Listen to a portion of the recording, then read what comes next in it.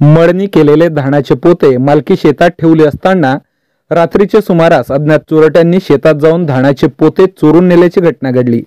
ही घटना लाखणी तालुक्यातील राजेगाव MIDC येथील शेतशिवारात घडली। या घटनेत राजेगाव येथील सचिन रामदास शेंडे वय 35 वर्षे यांच्या तक्रारीवरून अज्ञात आरोपी विरोधात लाखणी पोलिसात चोरीचा गुन्हा दाखल करण्यात आला आहे।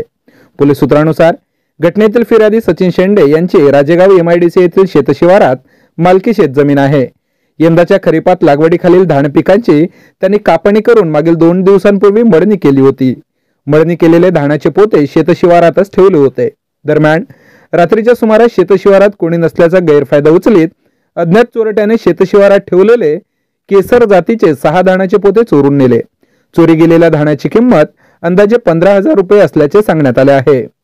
सकाळच्या सुमारास फिर्यादी मालकी शेतात गेला असता त्याला शेतशिवारात ठेवलेले धानाचे पोते आढळून न आल्याने त्याने तात्काळ लाखणी पोलीस ठाणे गाठीत अज्ञात आरोपी विरोधात धानपोते चोरी गेल्याची तक्रार दिली।